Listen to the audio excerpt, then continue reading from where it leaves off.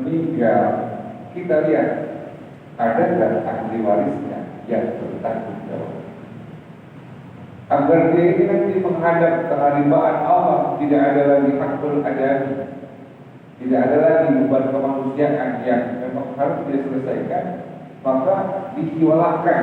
Kalau ada ahli warisnya, dihiwalahkan kepada ahli warisnya. Ada anaknya, anak tetap jawab. Dan di situ nanti harus ada kepiawaian dari pembawa acara dan ada kesepakatan sebelumnya. Jangan ketika kita mensolatkan jenazah kita langsung mengatakan untuk masalah hutang-hutang dijamin kepada anaknya atau diberikan kepada anaknya.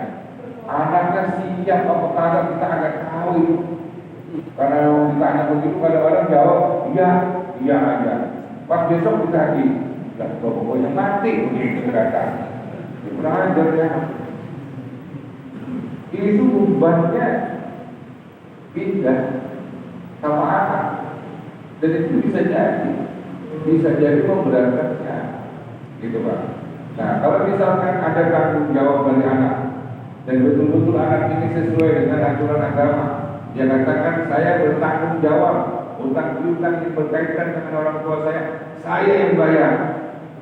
Disampaikan itu untuk melepaskan orang tua ini dari ketergantungannya dia ketika masuk ke alam kubur. Orang teman yang masuk ke dalam kubur masih punya sangkut paut utang itu kan alam baiknya sama walau rohnya itu digantung antara langit dan bumi. Kalau yang mati masih punya utang, makanya harus dibebaskan dulu. Dibebaskan itu artinya paling tidak ada iwala, ada perputaran utang piutang. Ketika ada perputaran utang piutang diiwalakan kepada anaknya, maka tanggung jawab itu akan beralih kepada orang yang tidak boleh ditanya. Nanti bisa ditanya sama mereka. Karena di zaman Nabi, ketika ada jenazah, Nabi nanya, ini jenazah punya utang apa tidak? Ada ya Rasul. Nabi tidak mau membayari karena dia masih punya utang. Kemudian ada yang tanggung jawab, saya bertanggung jawab atas utang yang sebelah. Setelah itu baru Nabi mau bayar. Gitu. Makanya ini berat ketika ada anak yang kemudian menyatakan siap untuk menanggung utang bapak ahli warisnya. Sebetulnya boleh enggak? Sebetulnya ada nggak sih caranya supaya orang yang meninggal ini bebas dari utang? Ada caranya. Dari mana caranya? Kambilnya dari tirkah. Tirkah itu apa? Dari harta peninggalan. Jangan dibagiin dulu warisnya sebelum dibayarkan utangnya. Berapa utangnya? 200 juta. Tanahnya berapa? 50 meter.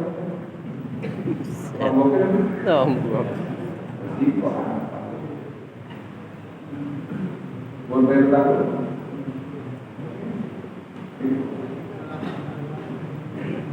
Itu Pak, kalau pakai banyak, kalau orang kampung masuk di utang pakai 200 juta. Orang kampung pada utangnya 300 ribu. Ada juga kali yang 30 juta, tapi bisa dicicil. Itu berat. Jadi pertama itu, ya ada nggak warisnya yang menanggung. Kemudian kalau misalkan ada, selesai. Minimal sebelum disolatin itu, dia sudah harus dibebaskan dari yang berkaitan dengan utang. Minimal itu baru boleh bayar. Nah, kalau misalkan anaknya tanggung jawab, alhamdulillah sesuai dengan aturan yang ada. Kalau nggak tanggung jawab, ini berat. Apalagi kemudian anaknya pada saat ditagih kagak ngakui, bapak lu punya utang, buat tinggal katakan 15 juta lagi. Lalu akan ngomong gitu, mana buktinya? Zaman sekarang kan ada buktinya, dulu selesai. Mana buktinya? Ada kwitansinya sini saya bayar. Kalau ada kwitansi, mohon maaf saya nggak bayar. Padahal itu benar-benar itu bapaknya punya utang 15 juta sama dia. Memang nggak pakai kwitansi, orang dulu kan tahu sendiri.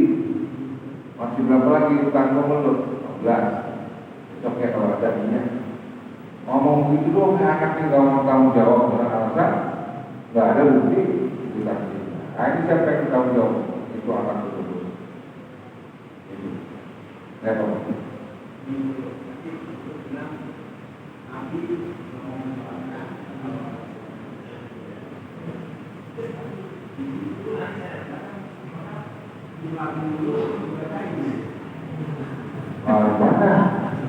Gimana?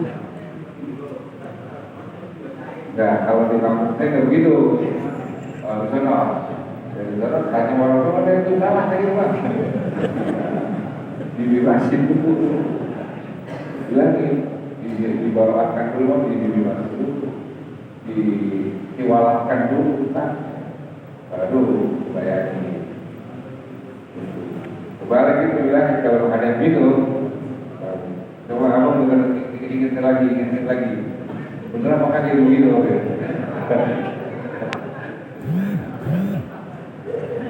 Ya, ingat lagi. Biasanya ada pengiriman dulu, setelah berkait dengan utang, terus berkait dengan syahadat, kesaksian, lalu berselesai. Nah itu jadi kalau misalkan dia ini bangkrut dan dia tidak punya anak, tidak ada yang dijadikan piwala utang, kemudian dia juga tidak punya aset yang cukup untuk mengganti itu, dan kemudian nggak ada satupun yang bertanggung jawab. Seperti itu keadaan dari lingkungan keluarga atau dari mana itu nggak tanggung jawab. Kemana harusnya dilaporkan persoalan itu? Secara hukum Islam yang harus mengambil alih adalah pemerintah. Pemerintah punya kewajiban untuk membayarkan hutang orang tersebut, mengambil dari mana? Dari Baitul Mal. Kalau negaranya negara Islam dan di situ punya Baitul Mal. Kalau misalkan negara itu tidak ada Baitul Mal, Indonesia ada nggak Baitul Mal? Saya katakan nggak ada, tapi bisa jadi kita mengambilnya dari nasib, dari badan amil zakat. Bisa jadi kalau itu diterima.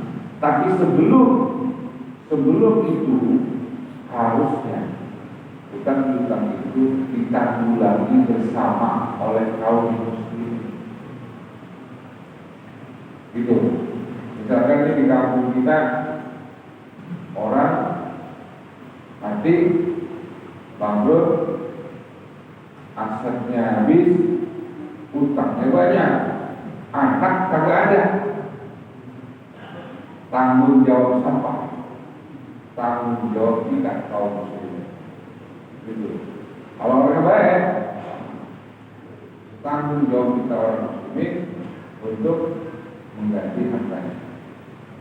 Kalau kita temukan duit buat ganti, sekarang kita udah kumpul duit, harapannya kita bisa ganti utang dia ini sampai katakan hampir 1 miliar lah. 2 orang sekampung dipungutin dapat 750.000. Lalu kita ngasih 2.000, ngasih 3.000, ngasih 2 cap, cukup nggak? Wah, Nah, siapa terus yang punya kewajiban untuk mengganti? Baitul mal gak ada. Ngambil dari zakat mungkin ada masalah, caranya tidak tahu apa. Maka kita kaum muslimin berkewajiban untuk ganti. Kemampuan kita ganti cuma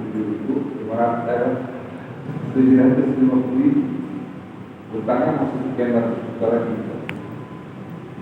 Apakah nanti dia itu akan dituntut di akhirat ketika dia tidak mampu untuk mengganti utangnya? Nah, di sini Pak, dikembalikan kepada pelakunya itu.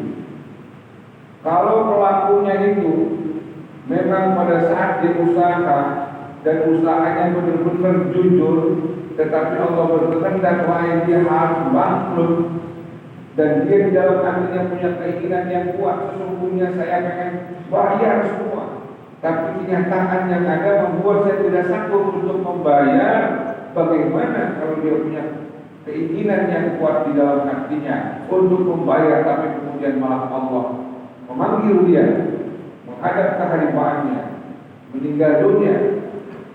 Siapa yang harus mengganti? Kalau memang orang itu punya niat di dalam hatinya dengan tulus untuk mengganti utang tersebut, maka yang mengganti nanti adalah Allah Subhanahu. Makanya kalau kita berutang, niatin buat bayar. Kalau niat buat bayar itu maksudnya kita betul-betul ada keinginan kuat untuk bayar. Tapi kalau misalkan kita mampu untuk membayar, tapi kemudian kita tidak mau melakukannya, kata Nabi, lain wajib yuhillu irdahu wa uqubah. Orang yang menahan hutang padahal dia mampu untuk bayar, maka berarti dia telah mempersiapkan dirinya untuk menghancurkan harga dirinya dan untuk mendapatkan kehancuran dari siksa Allah. Itu lain wajib. Kalau dia punya kemampuan tapi tidak segera untuk bayar hutang, maka dia telah menghancurkan harga dirinya dan dia telah merumuskan dirinya pada siksa Allah. Nah, itu jadi kalau misalkan dia niat dan betul-betul untuk mengganti dan betul-betul tulus, maka Allah yang ganti. Tapi kalau tidak punya niat seperti itu, maka sama seperti hancurkan dan siapa yang mendapatkan siksa dari Allah. Ini sudah asal hutang kan? Ya. Kalau profesi dia bisnis gitu, utang maripnya ini berutang lain.